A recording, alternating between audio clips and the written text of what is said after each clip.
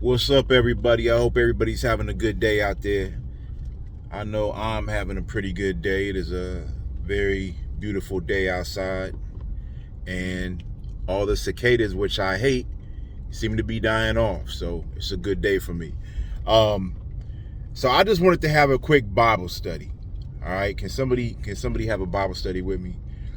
This scripture was one that when I was real young and able to understand things, which I was a pretty smart kid, I was able to understand things pretty quick.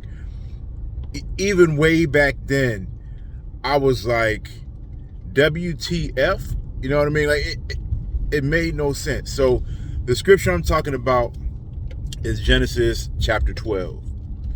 So in Genesis 12, we have Abram and his wife Sarah. Abram, who also ended up being Abraham, but at the time he was Abram, and his wife Sarah, which I know it's pronounced differently in Jewish tradition, but Sarah. So Abram had been going different places following God. God told him he was going to multiply his lineage, and he would end up, his line would end up being as numerous as the stars and as numerous as the grains of sand, things like that. But anyway, so everywhere he was going, he was building a temple to God. He was following God and being faithful to God. He was an older person, probably around 75, something like that. So there's a famine in the land, right? And then he says, I'm going to go to Egypt because there's a famine in the land.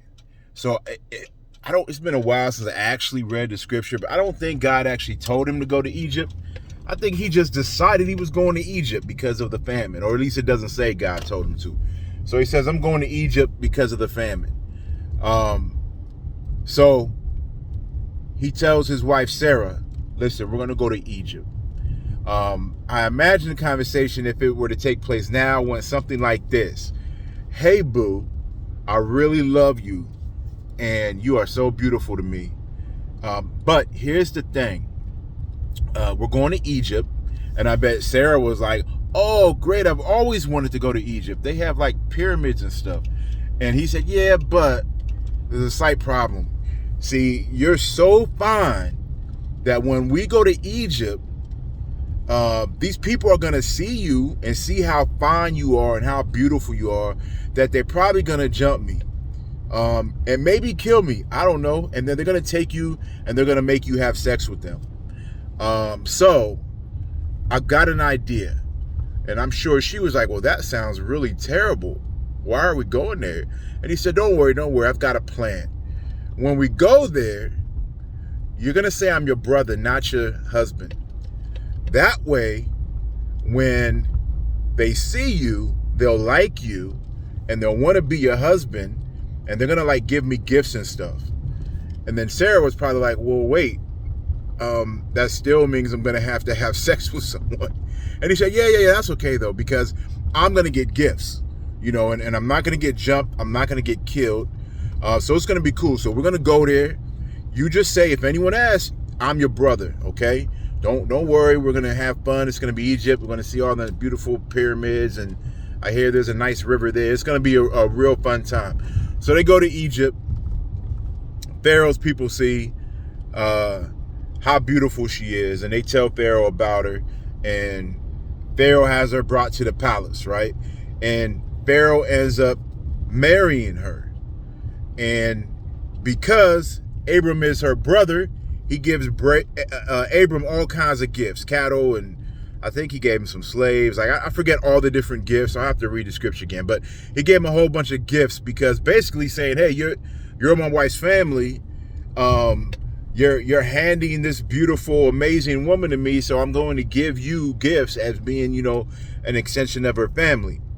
So Abram gets all these gifts, and he must have been thinking, wow, this is great, except someone is now sleeping with my wife. Like, I got new cows, but my wife is laying in someone else's bed at night.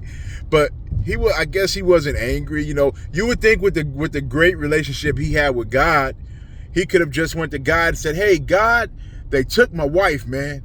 Can you help me get my wife back? Because, they They took her, she's in there, she's married to Pharaoh now, but he didn't.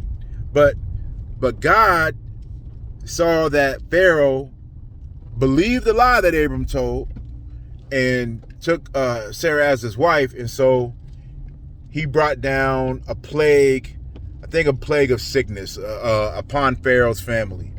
So it doesn't say exactly how the information was relayed to Pharaoh, but at some point after that, he became aware that this was actually Abram's wife. And he had Abram brought in, and he said, my man, why did you lie to me and say this was your sister instead of your wife? Like, this is your wife, bro.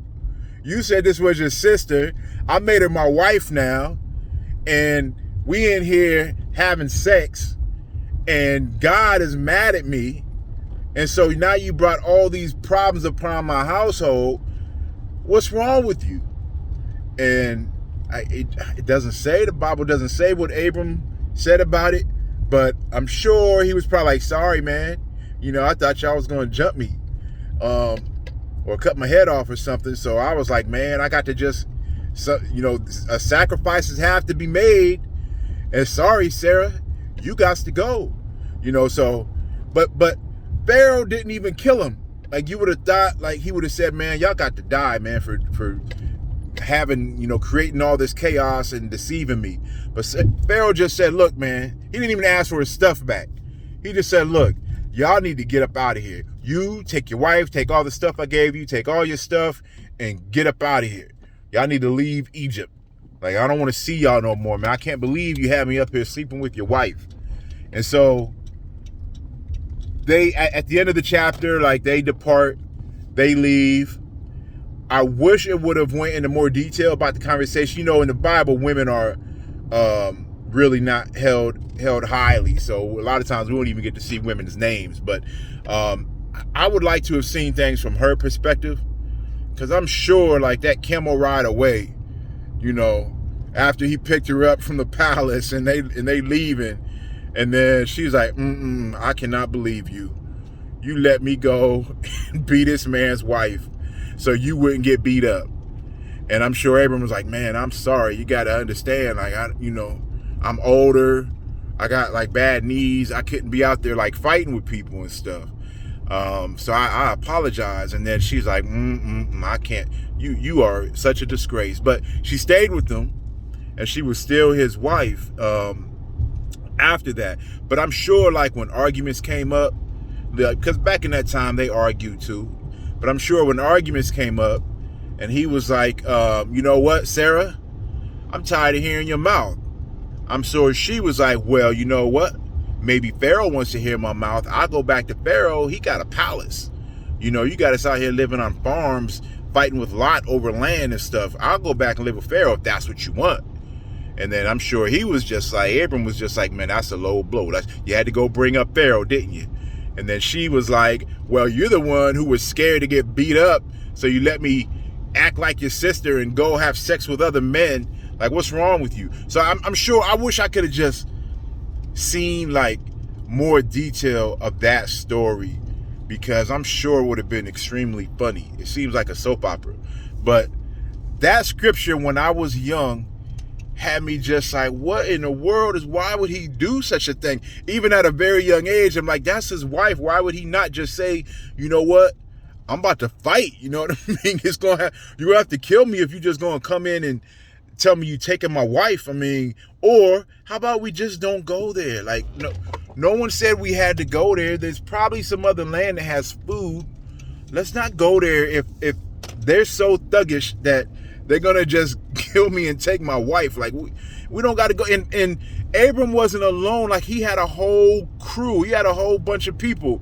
Like, later on in, like, chapter 14, I think, of Genesis, after he had, made peace with Lot about dividing lands and stuff, he found out that they had come and taken Lot away, basically kidnapped him. And someone escaped and came and told Abram what had happened. So he took all his men and horses and camels, and they marched in to go retrieve his family. So you mean to tell me they kidnapped someone from your extended family and you ready to go to war, but you scared that they're gonna take your wife, so you ready to just give her away? Like, what? That scripture was the craziest to me. It's still, like, I still read it from time to time, just you know, when in the Kingdom Hall and in other churches too, because this isn't really a Jehovah's Witness thing. This is a Bible thing. But they kind of gloss over that real quick, don't really go into detail. But it was crazy to me. It was crazy to me. Still one of the funniest scriptures to me. So I just wanted to share that real quick. Leave your comments.